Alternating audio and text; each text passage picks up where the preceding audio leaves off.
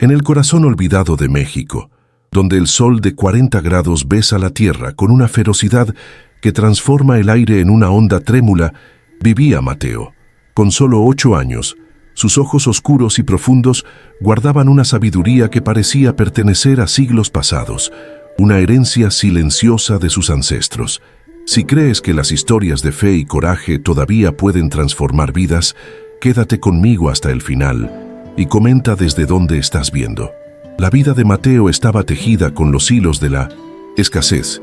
Huérfano, sus días estaban dedicados a ayudar a su abuela, Elena, en la venta de agua fresca y pequeñas esculturas de barro, obras de arte nacidas de sus manos pequeñas y habilidosas. Cada pieza cargaba el alma del desierto, y cada vaso de agua era una bendición ofrecida a los raros viajeros que osaban cruzar aquel paisaje árido e implacable, un universo de polvo y resistencia.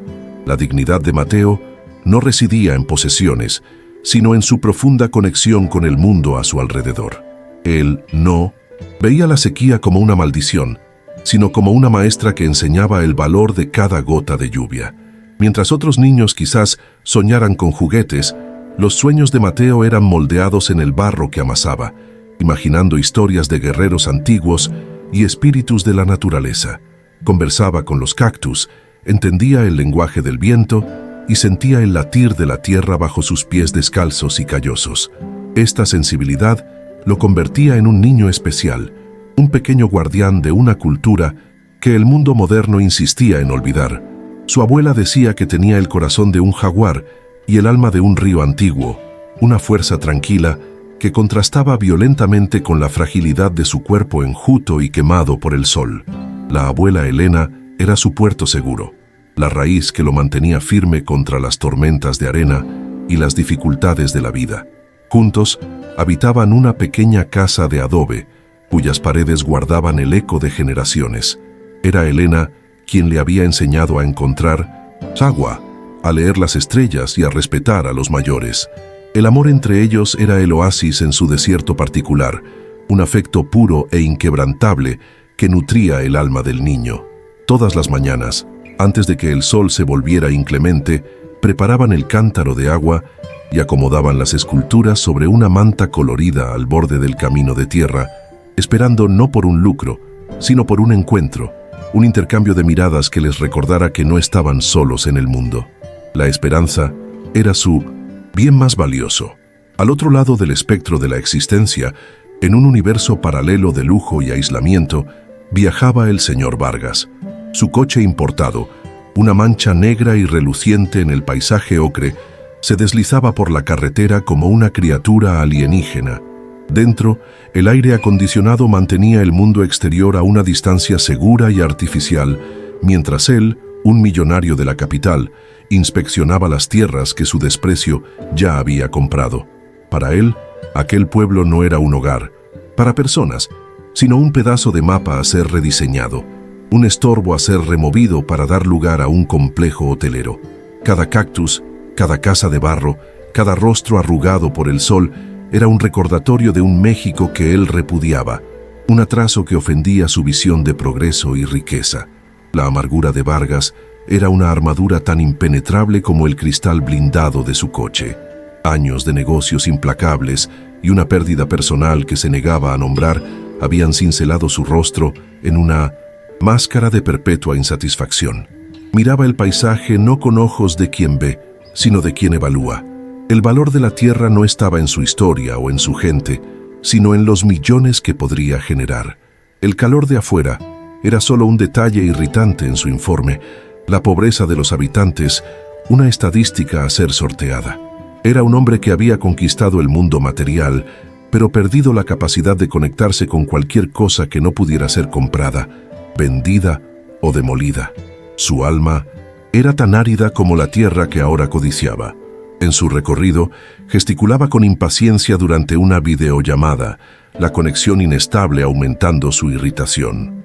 «No me importa su tradición», gruñía a un asistente al otro lado de la pantalla. «Ofréceles lo mínimo, no tienen elección.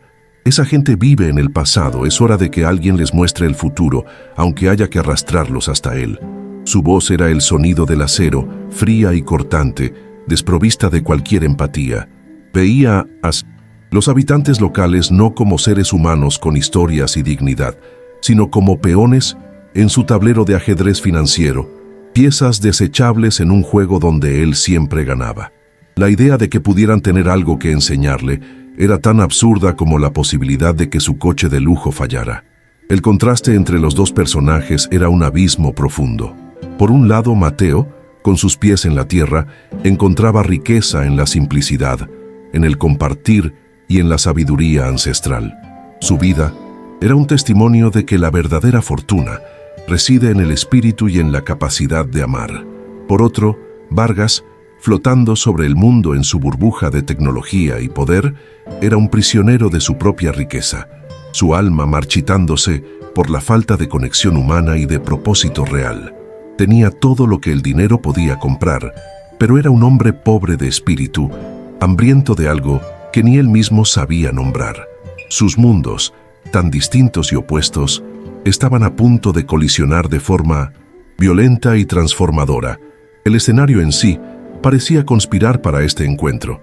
El desierto, con su belleza austera y sus leyes implacables, no distingue entre ricos y pobres, entre poderosos y humildes. El polvo que se levantaba con el paso del coche de Vargas era el mismo que cubría los pies de Mateo. El sol que quemaba la piel del niño era el mismo que calentaba el capó del coche de lujo. Aquel tramo de carretera, conocido por los locales por su arena traicionera, era un nivelador social, un lugar donde la arrogancia de la tecnología moderna frecuentemente se rendía ante la fuerza bruta e indiferente de la naturaleza. El tono emocional de la historia se densificaba, preparando el escenario para una confrontación que sería mucho más que un simple incidente. La narrativa se tejía lentamente, como una telaraña bajo el sol del mediodía. La inminencia del conflicto flotaba en el aire caliente, una promesa de que las armaduras serían rotas y las verdades expuestas. El viaje de 1907. Vargas no era solo una inspección de tierras, era un viaje involuntario a su propio desierto interior, al lugar donde su humanidad se había perdido. Y Mateo, el niño del barro y del agua, estaba posicionado en su camino no como un obstáculo, sino como un guía inesperado, un mensajero de una lección que el dinero no podía comprar y que la arrogancia no conseguía prever. El destino, con su ironía precisa, estaba a punto de dar su jaque mate. El coche de lujo, una maravilla de la ingeniería alemana, devoraba la carretera de tierra con una confianza ciega, esparciendo nubes de polvo a su paso. El señor Vargas, absorto en sus pensamientos sobre márgenes de beneficio y contratos, apenas notó el cambio en la textura del suelo. La carretera adelante parecía más clara, más blanda, pero en su arrogancia asumió que su máquina poderosa superaría cualquier obstáculo trivial que la naturaleza osara poner en su camino.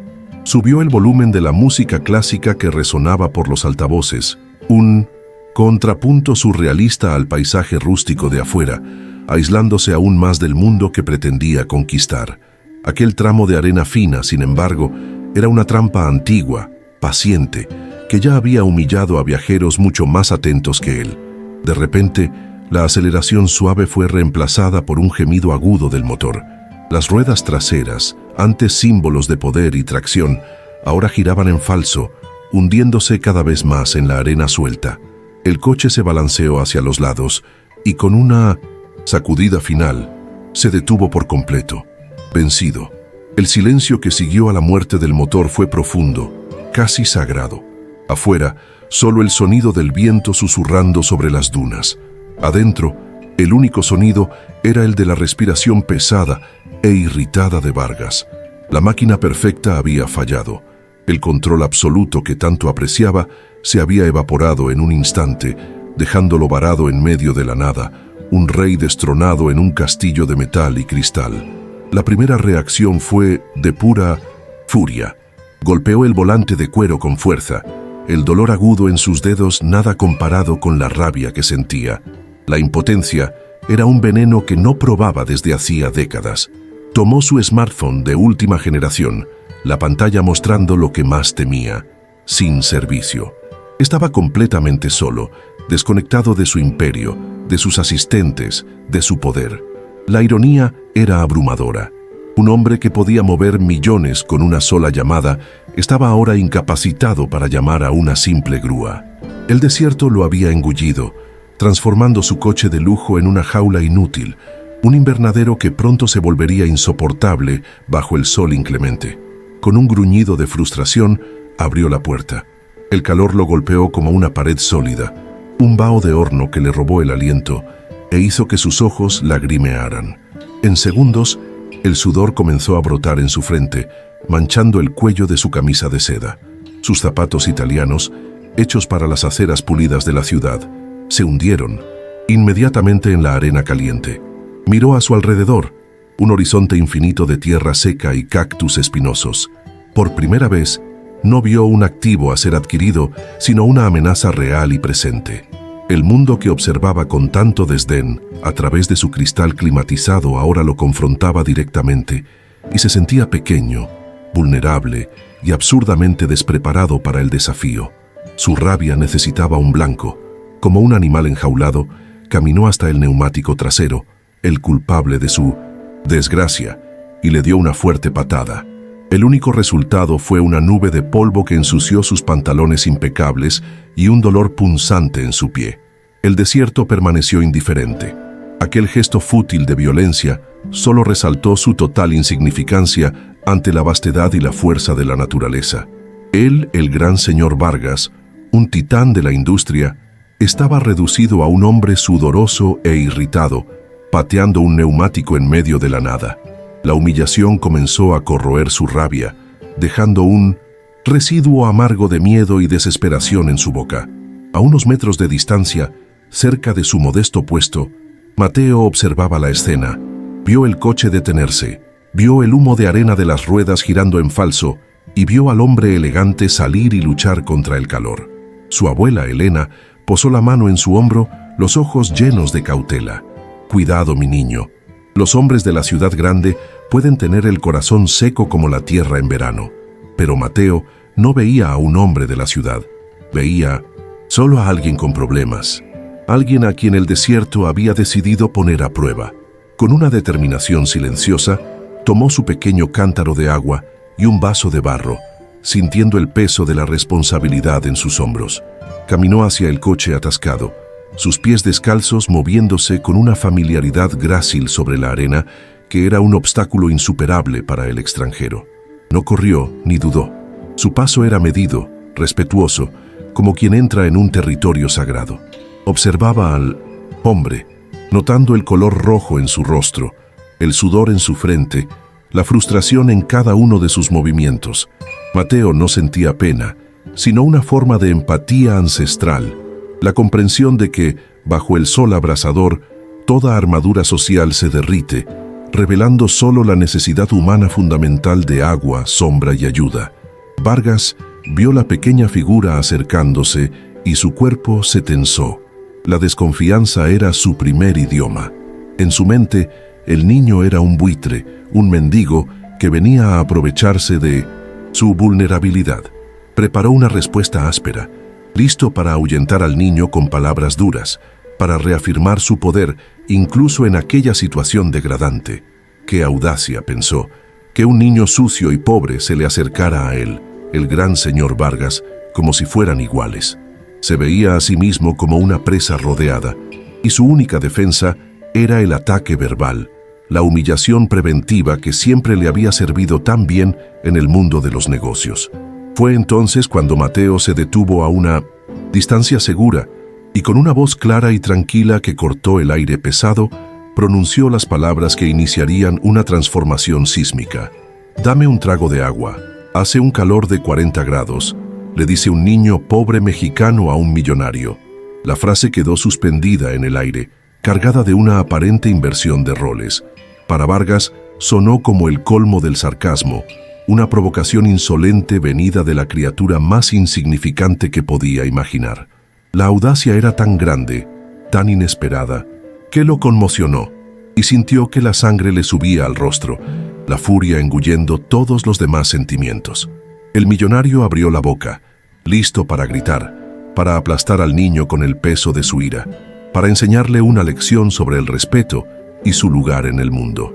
Las palabras crueles ya estaban en la punta de su lengua, listas para herir y humillar.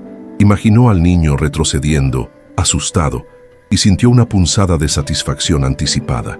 Aquel sería el momento en que restauraría el orden natural de las cosas, donde el poderoso reprende al débil.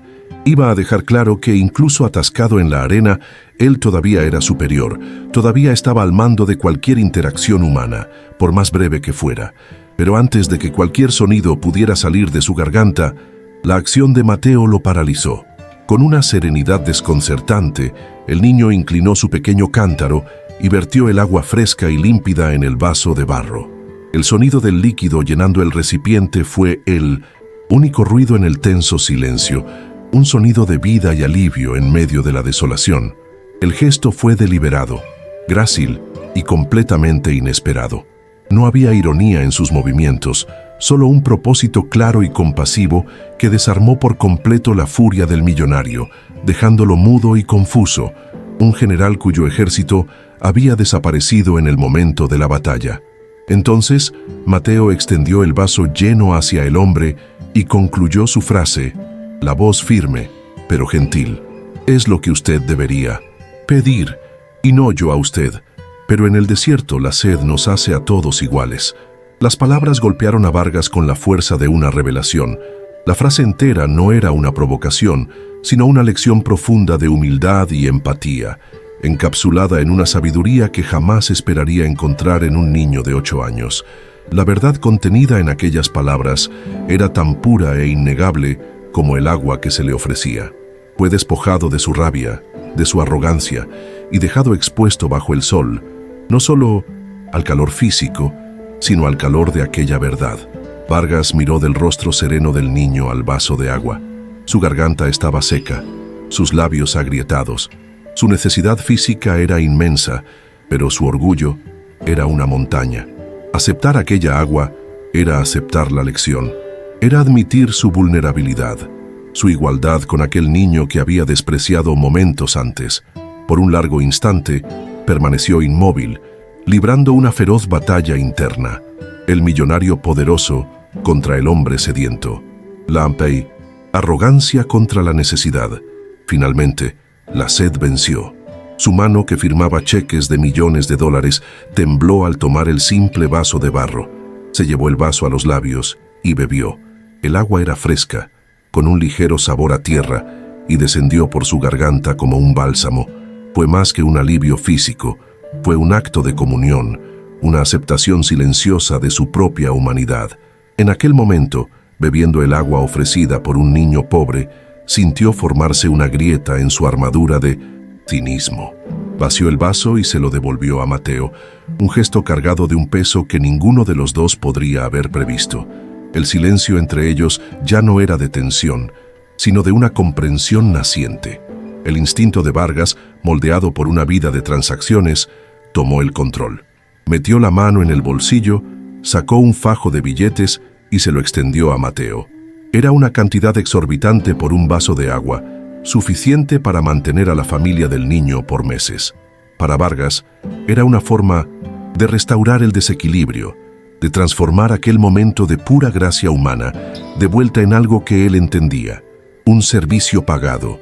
Era un intento desesperado de comprar de nuevo su superioridad, de anular la deuda que sentía, no de dinero, sino de dignidad. Para su total sorpresa, Mateo miró el dinero y con un leve asentimiento de cabeza, lo rechazó. Empujó suavemente la mano de Vargas. El agua no se vende cuando la sed es de verdad, señor. La ayuda tampoco. El rechazo fue más impactante que el propio acto de ofrecer el agua. Aquel niño, que visiblemente no tenía nada, estaba rechazando una pequeña fortuna con una convicción inquebrantable. Vargas se sintió completamente desorientado. Las reglas de su mundo, donde todo y todos tenían un precio, simplemente no se aplicaban allí. Estaba tratando con un sistema de valores que no podía comprender y por lo tanto no podía controlar. En lugar de marcharse, Mateo se dio la vuelta y caminó hasta el neumático atascado, agachándose para examinarlo con una mirada práctica y concentrada. Hurgó en la arena, midió la profundidad con los dedos y miró a su alrededor. evaluando los recursos que el paisaje ofrecía.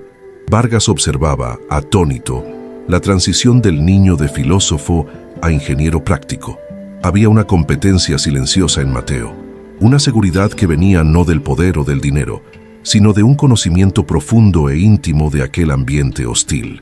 El niño no estaba intimidado por el problema, ya lo veía como algo a ser solucionado. Con la misma calma con la que había ofrecido el agua, Mateo comenzó a dar instrucciones. Necesitamos algo para que el neumático se agarre. Las hojas de aquel cactus de allí, dijo señalando, son anchas y fuertes. Si las ponemos bajo la rueda, el coche podrá salir.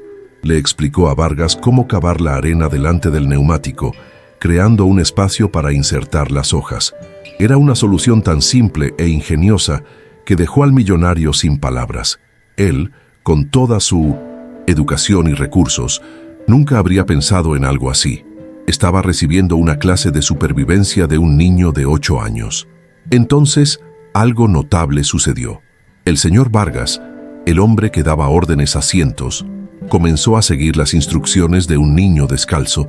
Se arrodilló en la arena caliente, laté la cara de sus pantalones ensuciándose de tierra y comenzó a cavar con sus propias manos. Mateo, con una agilidad impresionante, usó una piedra afilada para cortar algunas hojas de cactus, evitando hábilmente las espinas y las trajo cerca. No intercambiaron muchas palabras, pero trabajaban en una sincronía sorprendente, unidos por un objetivo común. El sol castigaba, el sudor corría, pero continuaron. Era un trabajo arduo y humillante para Vargas. Sus manos, acostumbradas a bolígrafos y teclados, se arañaron y ensuciaron. Sus músculos, poco utilizados, protestaban. Pero, a medida que trabajaba, algo comenzó a cambiar dentro de él. El acto de cavar la tierra con sus propias manos, de sentir el sol en su espalda, de trabajar codo a codo con el niño, era visceral y real. Era una experiencia que el dinero no podía comprar. Se estaba conectando con el mundo de una forma que había olvidado, o quizás nunca supo cómo hacerlo. La rabia y la frustración fueron reemplazadas por un enfoque exhausto, pero extrañamente purificador. Fue durante este esfuerzo conjunto que el destino reveló su mano. Mientras Mateo se inclinaba para posicionar una hoja de cactus bajo el neumático, el cuello de su sencilla camisa se abrió, exponiendo un amuleto de obsidiana oscura que reposaba en su pecho. La piedra, pulida por el tiempo y el uso, captó un rayo de sol y brilló por un instante, un pulso de luz negra contra la piel bronceada del niño. Para cualquier otra persona, sería solo un adorno rústico, una pieza de artesanía local. Pero para el señor Vargas, aquel brillo fue como un relámpago que iluminó los rincones más oscuros y dolorosos de su memoria. Dejó de cavar, la mano suspendida en el aire. Sus ojos se fijaron en el amuleto. Su corazón, que antes latía con fuerza por el esfuerzo, ahora martilleaba en su pecho por un motivo completamente diferente. La forma de la piedra, un lobo estilizado, las pequeñas imperfecciones en el corte, la manera en que el hilo de cuero estaba atado, no era parecido, no era similar, era idéntico. Era la pieza que él mismo había tallado con tanto cuidado, una década atrás, en una tarde feliz que ahora parecía pertenecer a otra vida. La respiración se quedó atrapada en su garganta y el mundo a su alrededor pareció ralentizarse. El recuerdo lo golpeó con la fuerza de un maremoto. Se vio en su antiguo taller, el olor a piedra y aceite en sus manos. Vio a su hijo, un niño de 6 años con ojos brillantes y una sonrisa contagiosa, observándolo con admiración. ¿Es para protegerme, papá?, preguntó el niño. Sí, mi hijo, respondió Vargas, colocando el amuleto de lobo en su cuello, para que siempre seas fuerte y estés seguro. El recuerdo era tan vívido, tan doloroso, que sintió un dolor físico en el pecho. Fue el último regalo que le dio a su hijo antes de aquel fatídico viaje. El mundo exterior volvió a enfocarse, pero todo había cambiado. El calor, la arena, el coche atascado, todo eso se volvió secundario. Levantó los ojos del amuleto al rostro de Mateo. Por primera vez, no vio a un niño pobre mexicano, sino a un individuo. Buscó desesperadamente un rasgo familiar, un eco del rostro de su hijo, perdido en la forma de los ojos, en la curva de la sonrisa, en la línea de la barbilla. La esperanza, una emoción que había enterrado bajo capas de amargura y cinismo, comenzó a brotar en su corazón, una flor frágil y aterradora. Su voz, cuando finalmente salió, era un susurro ronco, casi inaudible. Se olvidó por completo del trabajo, del esfuerzo, del motivo por el que estaba allí. Su mano temblaba mientras señalaba el pecho del niño. El collar... Niño, ¿dónde conseguiste ese collar? La pregunta no era de curiosidad, sino de una agonía profunda, la súplica de un hombre al borde de un precipicio, temiendo tanto la respuesta como el silencio. Cada segundo de espera era una tortura, un estiramiento del tiempo que contenía el potencial para la mayor alegría o la más devastadora confirmación de su pérdida. Mateo tocó el amuleto con un gesto protector e instintivo. Era su talismán, su única conexión con un pasado que no conocía. Miró a los ojos del hombre, viendo ya no a un extraño arrogante, sino a alguien con un dolor profundo y visible. «Fue un regalo de los espíritus del desierto, señor», respondió con la simplicidad inocente de un niño. «Mi abuela me encontró con él. Dice que siempre me guiaría hacia mi destino». La respuesta, en lugar de aclarar, solo profundizó el misterio e intensificó el torbellino de emociones en el corazón de Vargas. El conflicto narrativo se había transformado de forma irrevocable. Ya no se trataba de la lucha del hombre contra la naturaleza o del rico contra el pobre. Se había convertido en una lucha interna, la batalla de Vargas contra su propio pasado, su dolor y la increíble posibilidad de un milagro. El coche atascado en la arena era ahora una metáfora de su propia vida, atrapada, inmóvil, incapaz de avanzar por algo enterrado bajo la superficie. La revelación flotaba en el aire, tan cercana y al mismo tiempo tan aterradora. Al millonario ya no le importaban sus tierras, ni su hotel, ni su imperio. Toda su existencia, toda su identidad construida sobre el poder y el dinero, parecía frágil y sin sentido ante aquella pequeña piedra de obsidiana y el niño que la llevaba. Miró más allá de Mateo, en dirección a la humilde casa de adobe de donde había venido el niño. Sabía con una certeza que lo hacía temblar que la respuesta final, la verdad que había buscado y evitado por tantos años, estaba allí, esperándolo, guardada por la abuela del niño. Se levantó lentamente, el cuerpo adolorido por el esfuerzo físico, pero la mente completamente dominada por una única y abrumadora necesidad: saber la verdad. El viaje de pocos metros hasta la casa de Elena parecía más largo y más aterrador que cualquier viaje de negocios que hubiera hecho. Ya no era el señor Vargas, el conquistador. Era solo un hombre, un padre, caminando hacia un posible reencuentro con la parte de su alma que creía haber perdido para siempre en el desierto. El aire parecía pesado, cargado con el peso de una década de silencio y dolor. Vargas sentía que estaba en el umbral de una verdad que podría redimirlo o destruirlo para siempre. Siguió a Mateo, que ahora caminaba de regreso a casa, el amuleto balanceándose suavemente en su pecho como un péndulo del destino. Pero lo que aquel millonario estaba a punto de escuchar de la abuela del niño cambiaría todo lo que él creía sobre el destino, la pérdida y el poder de un simple amuleto de obsidiana. La caminata hasta la pequeña casa de adobe fue la más larga de la vida de Vargas. Cada paso en la arena era pesado, como si estuviera caminando en el fondo del océano, la presión de una década de dolor comprimiendo su pecho. El mundo a su alrededor se había convertido en un borrón silencioso. El zumbido de los insectos, el susurro del viento, todo desapareció. Su universo se resumía en la pequeña figura de Mateo caminando delante de él, el amuleto de obsidiana balanceándose como un faro oscuro, y en la promesa de una verdad que lo esperaba en la casa de barro.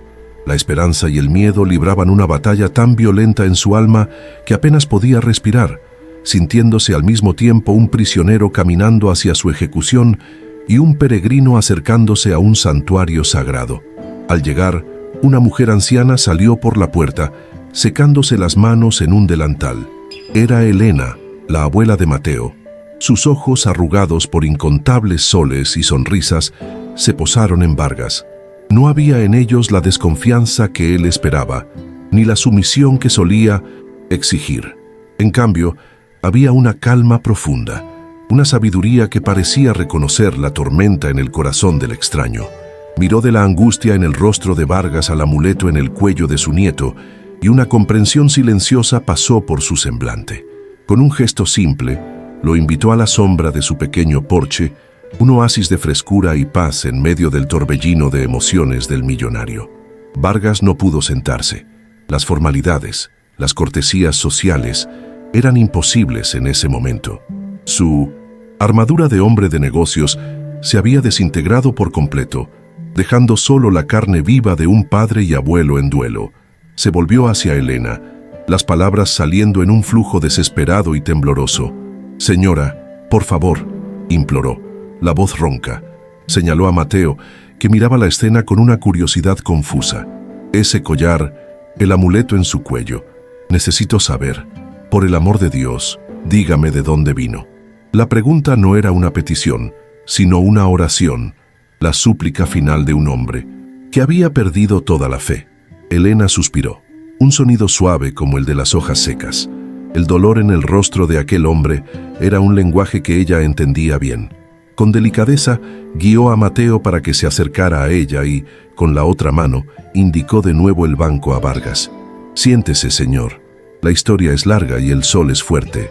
Cuando Vargas obedeció, sintiendo que las piernas le flaqueaban, ella comenzó a hablar. Su voz era como el lecho de un río antiguo, fluyendo con memorias. «Fue hace casi 10 años. Tuvimos una tormenta de arena como nunca había visto. El cielo se puso naranja y el viento aullaba como un espíritu hambriento. Duró una noche entera. Nadie se atrevió a salir», continuó, con los ojos perdidos en la distancia, reviviendo aquel día. «Cuando llegó la mañana y el aire se calmó, salí a ver los estragos. El desierto cambia después de una tormenta, y fue entonces cuando lo vi. Cerca de las dunas viejas había algo que no pertenecía al paisaje. Un coche, o lo que quedaba de él, casi todo cubierto de arena». La respiración de Vargas quedó suspendida. Recordaba los informes, las búsquedas infructuosas que duraron semanas. Los oficiales dijeron que el desierto probablemente se había tragado el vehículo para siempre. Elena describía la escena exacta que atormentaba sus pesadillas. «Me acerqué con cuidado», dijo Elena, su voz bajando. «Adentro, una joven, la madre. El desierto se la había llevado. Recé por su alma. Pensé que era todo. Pero entonces oí un sonido, tan débil que casi pensé que era el viento. El llanto de un bebé». Vargas cerró los ojos con fuerza, una lágrima solitaria escapando y trazando un camino limpio en el polvo de su rostro. Estaba en sus brazos, protegido, un milagro, un pequeño bebé en medio de tanta pérdida. Elena hizo una pausa, mirando a Mateo con un amor infinito, y en su manita, cerrada con fuerza, estaba este amuleto de piedra. Era lo único que tenía. Cada palabra de Elena era un clavo en el ataúd de la antigua vida de Vargas y al mismo tiempo la llave que abría la puerta a una nueva. Recordaba aquel viaje. Su esposa, Sofía, quería mostrarle a su hijo las maravillas del interior antes de mudarse de país. Él, demasiado ocupado con una fusión de empresas, se había quedado. «Vayan, mi amor, usen el collar que hice para él. Estaré esperando», fueron sus últimas palabras para ellos. La culpa y el arrepentimiento que había suprimido durante una década emergieron con la fuerza de una inundación, ahogándolo, en un dolor que era a la vez antiguo y terriblemente nuevo. Con los ojos llenos de lágrimas, miró a Mateo.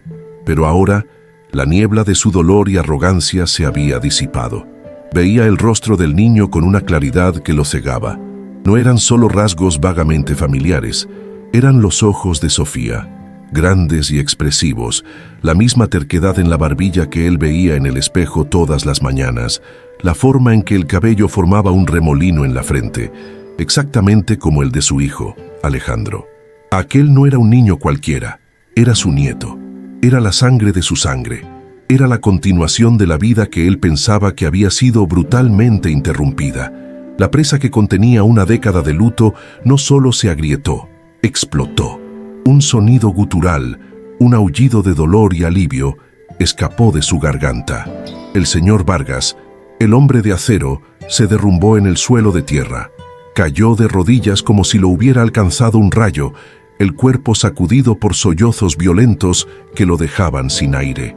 No era un llanto de tristeza, sino de algo mucho más complejo: arrepentimiento, gratitud, amor abrumador y el dolor insoportable de años perdidos.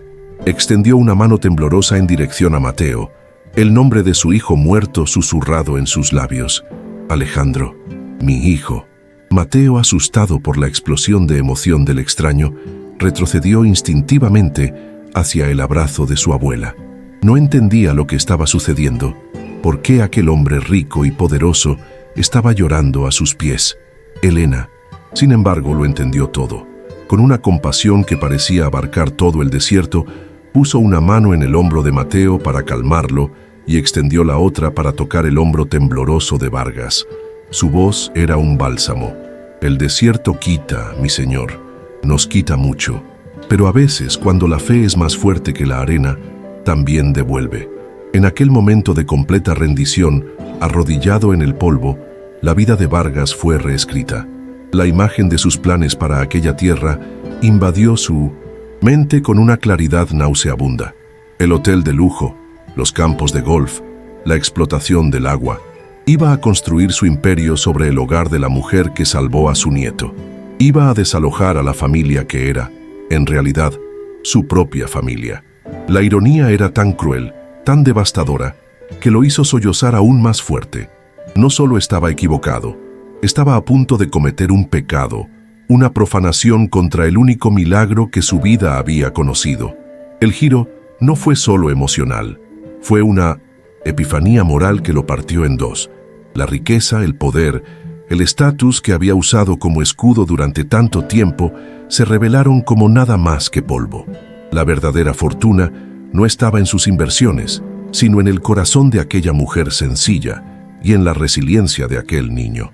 Él, que se consideraba un constructor de imperios, era en realidad un destructor, ciego por la codicia y el dolor. Aquel encuentro no era una casualidad, era un juicio, era su última oportunidad de redención, ofrecida en la forma de un vaso de agua, un amuleto de obsidiana y una verdad que lo humilló para salvarlo. Lentamente, con la ayuda de Elena, el señor Vargas se levantó del suelo. El polvo que cubría su ropa cara era como una mortaja para el hombre que había sido. El millonario arrogante había muerto allí, en aquel pedazo de tierra seca, y en su lugar nació un abuelo humilde. Miró a la mujer anciana, cuyas manos firmes lo habían sostenido, y vio en ella no a una campesina ignorante, sino a la guardiana de su tesoro más preciado. «Perdóneme», susurró, la voz todavía embargada por la emoción. «Perdone mi ceguera, mi arrogancia. Vine para tomar, para destruir, y usted me lo ha dado todo». La gratitud en sus ojos era tan vasta como el desierto que lo rodeaba, una deuda que sabía que pasaría el resto de su vida tratando de honrar. Con una delicadeza que sorprendería a todos los que lo conocían, se acercó a Mateo.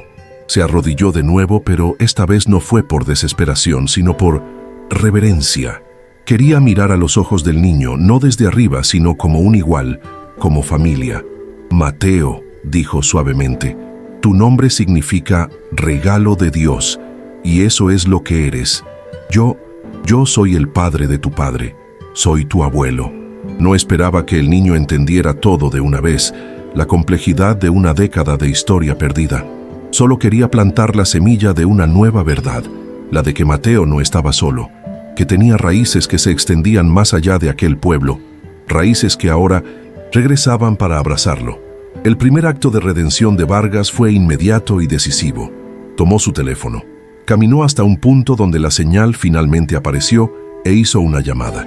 Su equipo, al otro lado de la línea, esperaba órdenes para finalizar la compra hostil de las tierras. En cambio, escucharon una voz que apenas reconocieron, una voz desprovista de su frialdad habitual. «Cancelen el proyecto del hotel.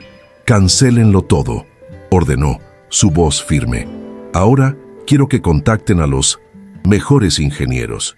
Vamos a abrir pozos. Vamos a construir una escuela. Vamos a traer recursos a este lugar. El nombre del proyecto será Fundación Alejandro, en honor a mi hijo. El cambio de planes no fue solo un negocio, fue una expiación. La noticia se extendió por el pueblo como un fuego lento. Al principio, los habitantes reaccionaron con desconfianza. Hombres como Vargas no cambiaban, solo alteraban sus tácticas. Pero cuando los primeros camiones llegaron, no con tractores para demoler, sino con equipos de perforación y materiales de construcción, la desconfianza comenzó a transformarse en esperanza. Mateo, el niño huérfano que todos ayudaron a criar, se había convertido en el catalizador de un milagro. No solo salvó a un hombre de su sed, sino que salvó a todos de un futuro de explotación. La victoria moral del niño fue celebrada en cada casa, una prueba de que su dignidad valía más que cualquier oferta en dinero. En los meses que siguieron, Vargas se dedicó a reconstruir no solo la comunidad, sino su propia alma. Pasaba semanas en el pueblo, cambiando sus trajes por ropa sencilla, sus reuniones de negocios por conversaciones con los ancianos. Le enseñó a Mateo a leer mapas de estrellas con una aplicación en su tableta, y Mateo le enseñó a encontrar agua con una rama de madera. Le contó al nieto historias sobre su padre, Alejandro, sobre su risa, su coraje y su amor por la aventura. Y en cada historia contada, Vargas sentía que un pedazo de su hijo volvía a la vida, llenando el vacío que había llevado durante tanto tiempo. La reconciliación se selló no con documentos legales en una oficina fría, sino con un gesto de profundo respeto. Vargas le pidió a Elena permiso para darle a Mateo su apellido, para reconocerlo formalmente como su nieto. No quería llevarse al niño del único hogar que había conocido. En cambio, él se convirtió en parte de aquella familia. Construyó una casa para sí mismo al lado de la de Elena. No una mansión, sino una morada cómoda que se integraba con el paisaje. La familia ahora estaba compuesta por los tres: la abuela que lo salvó, el abuelo que lo encontró y el niño que los unió, demostrando que los lazos de amor son más fuertes que los de sangre. La transformación de la tierra era un espejo de la transformación de Vargas. Donde antes se erigiría un hotel exclusivo para ricos, ahora estaba la Escuela Alejandro Vargas, con aulas llenas de niños risueños. El primer pozo, brotando agua limpia y abundante, fue celebrado con una fiesta que duró todo el día. Un bautismo de esperanza para una comunidad que siempre había vivido bajo la tiranía de la sequía. Cada ladrillo colocado, cada libro donado, cada gota de agua fresca, era un testimonio del cambio de un hombre y del poder de la compasión sobre la codicia. El propio Vargas era un hombre irreconocible. La amargura en su rostro había sido reemplazada por líneas de expresión creadas por la sonrisa. Descubrió que la verdadera riqueza no estaba en acumular fortuna, sino en distribuirla. La alegría que sentía al ver a un niño aprender a leer o una cosecha florecer gracias a la nueva irrigación era más profunda y duradera que cualquier ganancia que hubiera tenido. El desierto, que casi lo había matado de sed y calor, en realidad había salvado su alma, enseñándole la lección que Mateo había verbalizado. En la sed de la vida, todos somos iguales, y el agua más dulce es aquella que se comparte. La escena final es de un crepúsculo en el desierto, el cielo pintado en 1900 en tonos de naranja y púrpura. Vargas, Elena y Mateo están sentados juntos, observando el sol ponerse. La paz entre ellos es palpable. Aquel encuentro improbable, nacido de la arrogancia y la necesidad, había restaurado una familia, redimido un alma y revitalizado una comunidad.